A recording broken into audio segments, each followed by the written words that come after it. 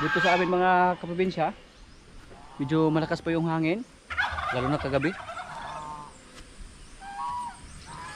Ang iniisip po natin, yung ating dalawang kubo dito, yung kubo na ating pato at saka kubo na ating kambing, baka matumba ba. Buti na lang walang malakas na ulan. May ulan, mahina lang, tapos mawala lang ba, para mapalid lang sa hangin. Ang delikado po pag malakas yung hangin tapos sabayan din ng malakas na ulan, napaka delikado, baka gumuho naman yung area natin dito or gumalaw yung lupa. Sa ngayon na hindi pa tuluyang nagiba yung ating kubo ng kambing dito, pakinabangan pa namin to, basta maaga pa mga kaprobinsya. Yan, sa sunod na araw magkatete ng kambing, mabawasan naman to ng isa kasi diyan naman yung kapatid natin si Borjbilia. Noong una pabo yung pinatay natin, ngayon marami naman tayong kambing dito.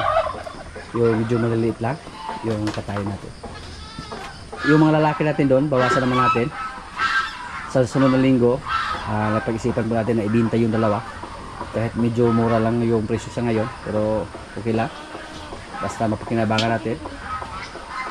Magbawasan yung dalawa doon, tapos yung dalawa na mga malalaki na, yung mga turo, itali natin para yung mga lalaki natin dito na kambing ilipat natin doon sa kabila. Marami po tayong lalaki dito na kailangan na pong ihiwalay natin dito sa kailang nanay. Yung iba dumidi pa. Yan po, lalaki yan. Basta marami, may mga bago pa na kambing dito, lalaki din. Yung dalawa, puro lalaki. At kailangan po natin silang iwalay para hindi nila makasahan yung mga babae natin kambing dito. Mga kapatid po nila yon, pag makasahan nila ma-inbreed ng gusto. Lalaki din yan mga kaprobinsya, magandang klase yan. Pero hindi pa yan pwedeng iwalay kasi nag-baby pa yan, bata pa yan. At ito po, parang hindi to buntis. Iyan na igad ako, kaya dalawang beses na po siya dito na dilid yung paglandi niya mga kaprobinsya. Noong una napakatakalin niya ng landi, tapos ganyan din yung kanyang katawan, malaki. Kahit hindi siya buntis, pero parang buntis tingnan, no? Ito mga kaprobinsya, lalaki din to, dalawa, pero hindi pa rin siya pwedeng iwalay. Marami tayong lalaki dito. Maganda sana pag sabay-sabay, para sabay din natin ibenta yung mga lalaki natin dito na kambing.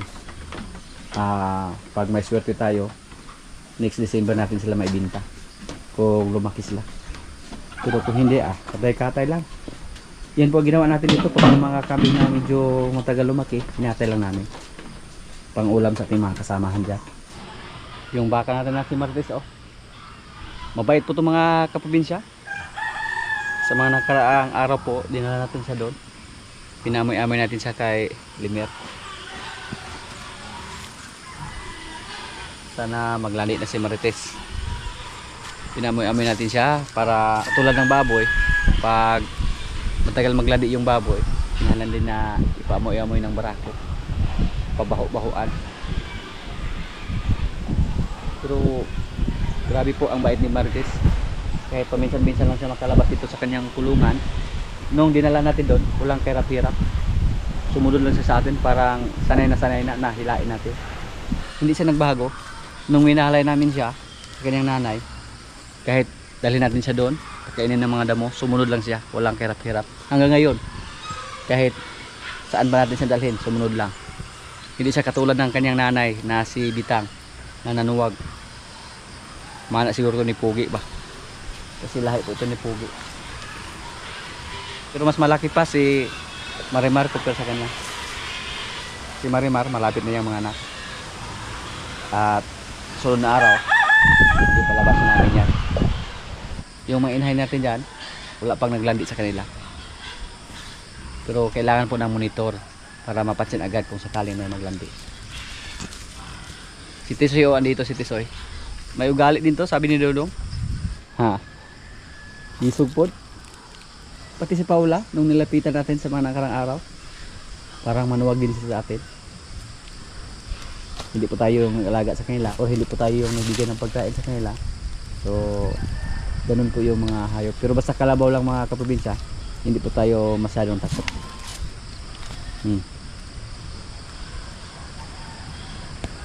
Soy, baligya ito ka Soy. Gadula siya ng ano, lubi yung dulaan oh. Ginawa niya soccer ball. Oh, nagpakitang gilas si Tisoy.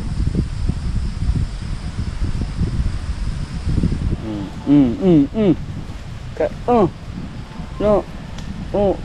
Mura pong bakan eh. Isog gid siya oh.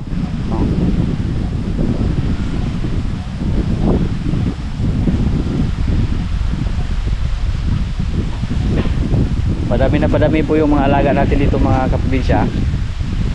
Lalo na pag mga anak lahat yung mga baka natin dyan, pati yung mga kalabaw. Kung sakaling mag-dispose tayo, ang balak po natin na ibinta or i-dispose si Bugoy or si Tisoy. Sila po yung ikuha natin, dispatsa. Pero sa tingin ko po mas okay si Bugoy ibinta. Medyo malaki na, malaki na yung kapital na matanggap natin. Pero kailangan po na bago natin sila ibinta, turuan muna namin sa pag-araro. Yun po ang project natin sa sunod kung hindi busy yung mga kasama natin dito. Turuan natin sa pag-araro doon. Kung ma-harvest namin yung mga luya namin doon, kasi yung tinaniman ng luya, yun po ang gagawin namin ng training ground sa ating mga kalabaw. Training sa pag-araro.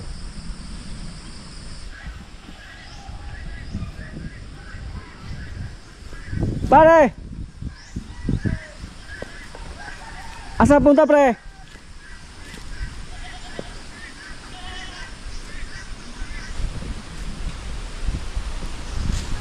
Asa ka pre? Aw, abi na ako ibuhang tuyo. Sumon? Sumon pre? Sama na? Kag? Hangin po dito sa amin mga kaprobinsya oh. Pero ngayon medyo hindi po masyadong malakas. Hindi katulad kagabi na parang matanggal yung bubungan namin dyan sa aming kubo dahil sa lakas ng hangin.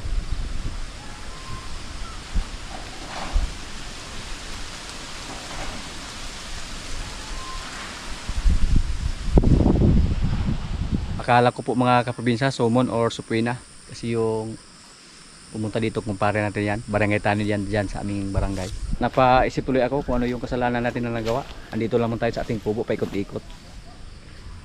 Pero nagsolusyon yung kuan, barangay namin dyan. May activity sila bukas. Presko mga dong, pinutuloy mo ng kumpaya. Pinutulan mo. Ay lang, kita pas. Aga hapon na. Kita pas undi aron. Daghan yung area na to mga kaprobinsya. Nag-upa lang tayo dito at saka sama ng araw po pumunta dito yung may-ari or kapatid sa may-ari. Gusto sila na lang ibenta sa atin. Pangalawang bisis na yan. Noong una na odot kasi po parang nagbago yung isip nila at ngayon naman nangailangan daw sila ng pera. Medyo mahal po yung binta nila, so umatras tayo naman na yung umatras. Tinaasan nila, tayo naman yung umayaw. Tapos yung lupa dito parang naging pangit na ba, kasi doon gumuho na pati dyan oh, na lupa di oh, gumuho, may mga biyak. Yung nilagyan ni Martes, malaki yung biyak dyan, pati doon may mga biyak doon. So sabi ko po, nawala na yung interest natin sa lupa na to. Okay lang sana pag hindi masyadong mahal, pero mahal po. So sabi nila maghanap sila ng ibang buyer, pero hindi pa naman ito nila basa-basang ibinta mga kaprobinsya kasi hindi pa tapos yung kontrata natin dito. Hindi pa nila basa-basa ibinta sa iba, so maghintay pa sila ng mga ilang taon bago nila pwede ibinta sa iba, kasi yung kontrata namin dito 10 years. Tapos yung na-consume natin nasa mga kuan pa, more than 5 years pa yung na-consume natin sa aming kontrata. So pakinabangan pa natin to. Tapos kung bilhin natin to sa mahal na presyo, wala naman tayong ibang produkto dito. Yung niyog lang. Yung lang ang produkto natin. Tapos maliit lang yung andon. Tapos yung andyan, mga bato. Maraming mga bato dyan. Pero kung mura lang, yung parang kaya lang natin, pwede natin. Pero tinaasan nila. So handa naman tayong umalis dito kung matapos na yung kontrata natin dito. At yung tinaniman namin ng napier doon, maliit lang naman yan. Tapos dito ilagyan natin ng mga baka. Kung sobrang dami na yung baka natin, pwede naman natin ibinta. Yung alagaan natin yung kaya lang namin sa aming area dito. So yan po ang update dito sa lupa na to mga kaprobinsya. Ibinta na sana sa may-ari, pero tinaasan nila yung presyo. So hindi natin nabili. Pero kung sakaling matapos na yung termino natin dito mga kaprobinsya, tapos marami tayong alaga, naisipan ko po na doon natin ilagay yung mga alaga natin. Doon lahat ba? Tapos ang gagawin na lang natin, isiminto yung area. Pag mga bakal lang, maganda yung flooring, isiminto. Gastusan lang natin, hanapan na natin ng paraan. Kasi pag siminto, pwede tayo maglagay ng marami. At saka kung may ulan, hindi maputik yung area. Kadalasan po sa mga bakahan na makita natin na mga malaking bakahan ba, yung flooring siniminto nila para hindi mahirap paglinis sa mga dumi.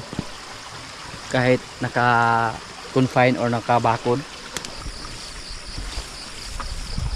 Pero kan pa lang yan, yung murag kan ba? Parang isip ko lang yan, hindi pa yan final. Hindi pa naman masyado marami yung alaga natin dito.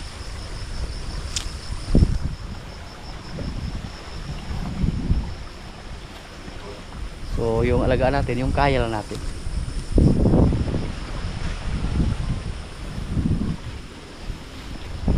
Sa ngayon po mga kaprobinsya, bakante yung kulungan natin doon. Wala pang laman. Pero kung mawalay na si Bibing, dyan po natin siya ilagay.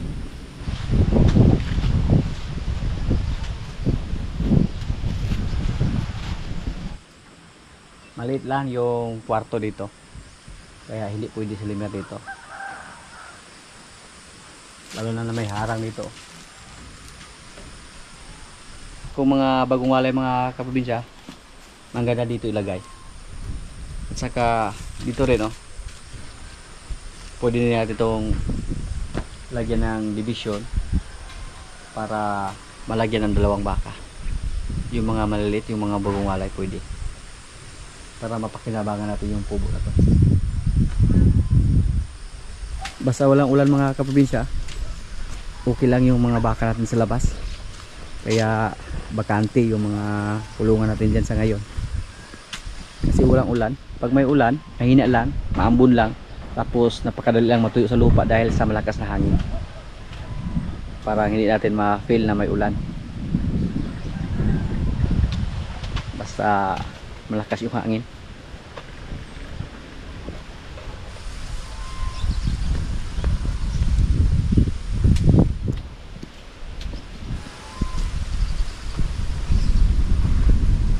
Yung mga maliit nating baka nasa labas pa sa ngayon, pero pagpintos na lang, malapit na matapos yung maligang araw sa ating mga maliit na baka, kasi nilagyan na po ng bubong yung kubo nila.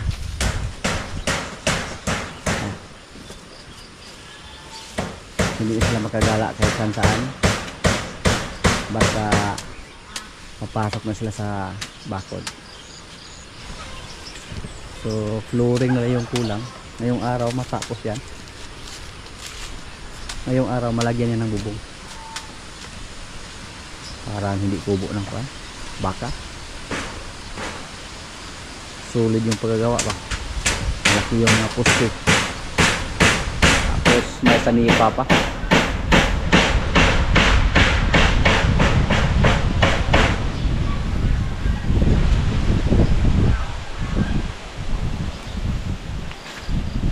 Nahurot dog, pasaw dog.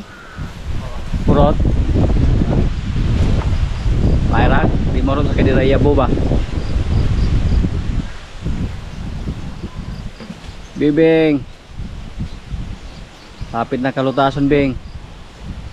Dali, Bing.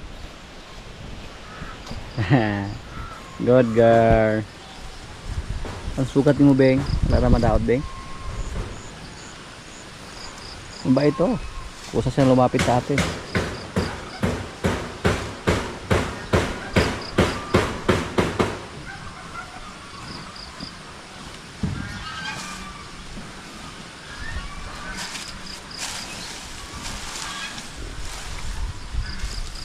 O gibutan niya yung sulod nga ang yung kuan.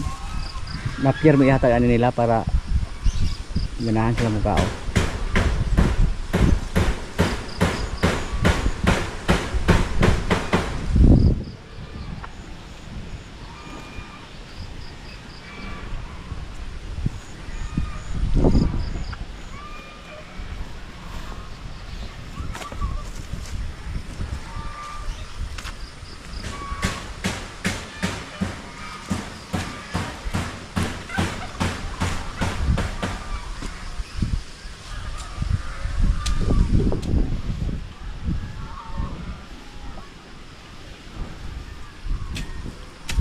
Sa una dong, si Rigor imo to sa kasakayan ra. Tugsa din mo tiil, karon di makasakayan eh.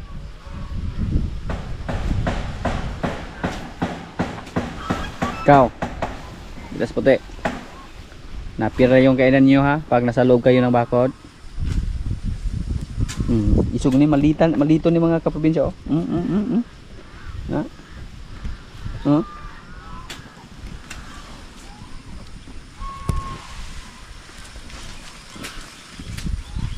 So wala na tayo kumpay ane.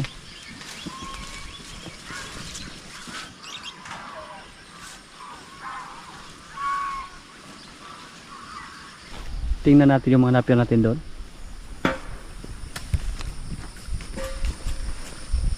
Kasi dito oh, urot na. Wala pang malakas na ulan dito sa amin mga kaprobinsya. Para araw namin to pag magkaroon ng malakas na ulan. Or tublingan ng diretso tapos taniman ng napier. Pati dito oh, yung medyo namatay yung mga napier, taniman namin ulit yan.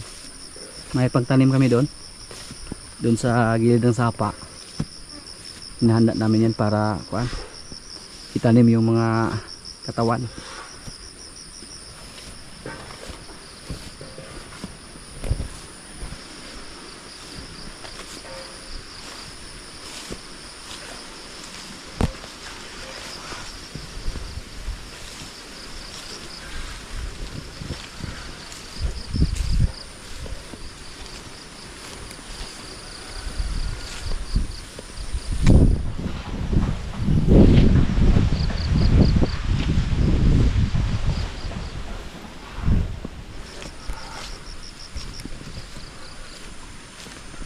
Okay mga kaprobinsya oh. Napakabilis tumubo sa ating mga napir rito. Wow. Green na green yung kulay.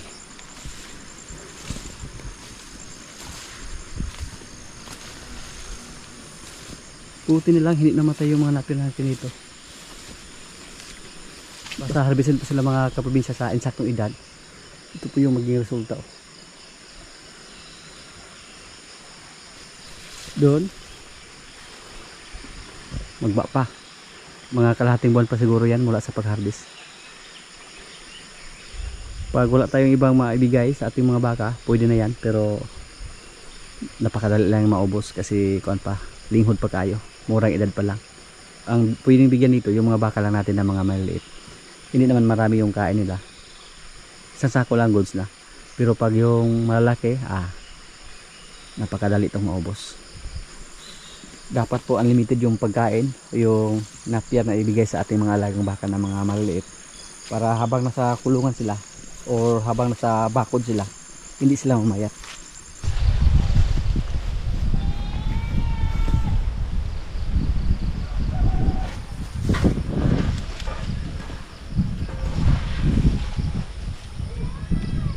Nakarang araw araw po, napakaaga pa lang. Pumunta na doon sa kabilang area yung mga baka natin na mga maliliit. Pinuntahan agad ng ating mga kasama. Kung isa lang yung pumunta, mahirapan siya na pauwiin yung mga baka natin. Kaya pinagtulungan. Next month mga kaprobinsya, expected na po natin na manganak yung dalawa nating baka. So silang dalawa po yung huli. Noong una sunod-sunod, so pahinga naman tayo ng mga ilang buwan bago tayo magkaroon ulit ng maliit na baka dito.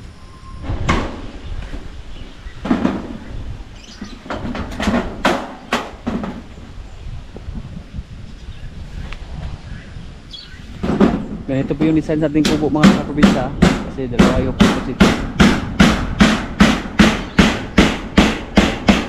Pag wala tayong baka dito na ilagay, gawin namin itong tambayan. Tuwing tanghali, pag mainit yung panahon, pwede lagyan ng misa.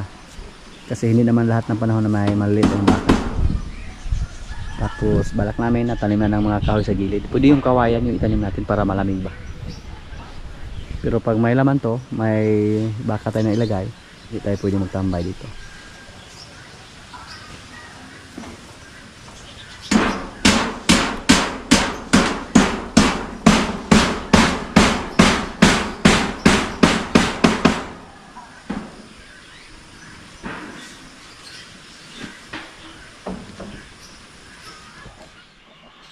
Mga kaprobinsya, kaya na po. Ito yung ulam namin, oh. Adobong talong. Adobong pato na naman. May kanin. Lord, maraming salamat sa pagkain. So, kain na na.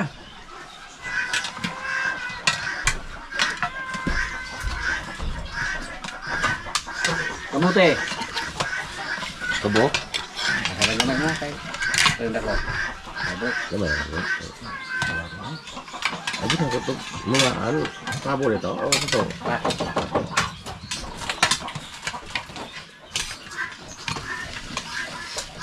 Kau gagaling ba? Ka. Teka na itong pwede na to. Limit na pala ko sa sabi. Bigyan mo kaisa kayo mo ba? Kapo kung ito na ginawa. Limit naman po. Bili na. Mora. Ano yan? Bili mora sa pesa. Yakit ko nga. Huwag lang.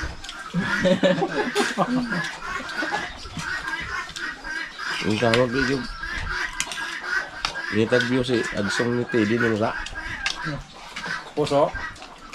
puso.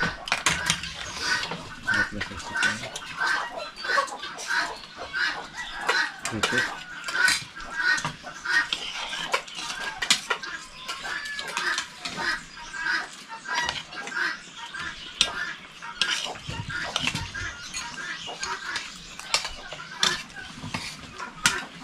Sige rin din yung gipilit ng Junior. Sige rin yung gipilit ya. Marami mga manungin na hani mo. Inaangat ito yung natin eh.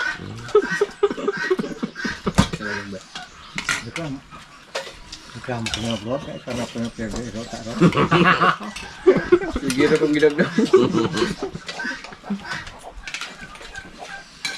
Pagkakaya na kung ginagawa. Pag-android ko tawag din kung tama, nagka sa bro gym kayo, mundo to gagko. Mundo nga dili, wala lang dili, alas na maraha. Mandel kan. Lol. Yun. Kasi siya mga dili siya madrugan bisa masiro na. Ha? Nanay mo do yang ingon. Sila yung laban. Laban ko, pag yung laban, feel din ni kana. Ngayon siya nga. Ay, ako na ito like laban. Okay lang mo katawa niya, ni katawa dito naman nampong ang baba. Nampong mo dahil. Nampong. Ka? Manong na. Berapa mana saja kau?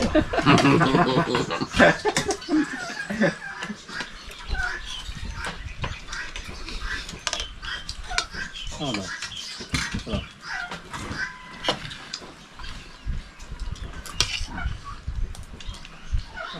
Ah.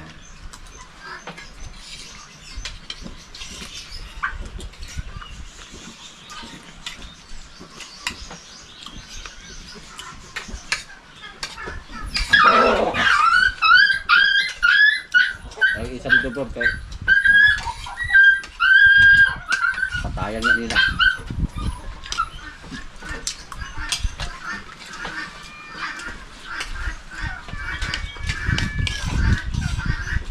Ang papat niya.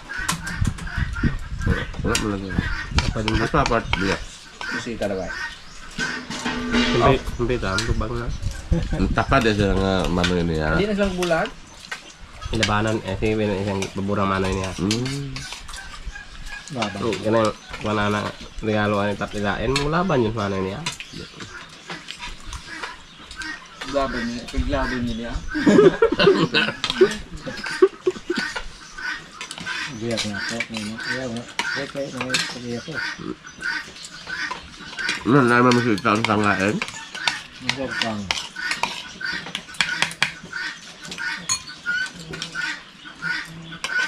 May uyuan yun. Ano sa soya sa pang na yun. Di mo talagang kinapas doon? Ano? Hindi. Gusto nang pauli, Bart? Sino malaman? Gusto nang pauli? Kay? Ito na. Kay? Sa mga kumahal. Minsan ito pre. Ha? Tulog. Indeng? Nanapas pa sa indeng? Oh, ano yung indeng? Oh, Indeng? sandario. Ang sisa. Anak sa taong sisa. Gawa na ko sa ito lang. Ang balboy na ba? Gano'n. Bagay ko tulad sa yan. Gawa na. Ugang na natin pagkakaroon. Kasalig ko. Hindi ka na umaga sa tanaw di. Hindi ka po mag-brudas. Siba? Ay? Nagulit ka na. Mura naman kag magtiyala. Nanonood na ako nagdawat ang usi. Yan, tulipat lang sa para niya. Yung tanggol na ko na dyan. Para gilito niya? Abo. Sato naman. May pabulak yan. Natay-buhay. Huwag yata guys lain doon. Wala din mo ka unahin. Kuya ito yun. Hindi mo yung tagaan kasi mampi yung tagaan. Pinahilit? Malay ko yung pagkakit. Astro din tayo. Pero panoorin. Nalipas na yung Marine Times di. Napos na iya.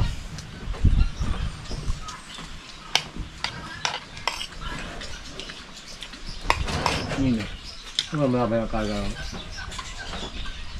Yung pujiboy na ako nga, pauli puno itong usay mata. Ladi usin mo. Yung tapas ba? Wala na pas. Itong usay mata. Upat na ta. Upat duga. Dapat niya nawa. Jangan din na naman. Uyo ka kami ba?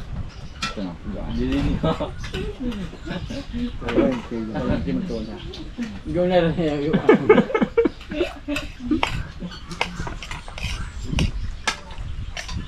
Karena kayo na dong tatap sana sila na. Magmahal. Nga na doon sila gida ng sorpresa. Yung sulod doon yung bag doon. Ako ni hatag. Plano doon rin yung balay. Makagool. Makagool. Muna yung makagool. Ugma ako ni hatag yung usi. Sino nagtutukot?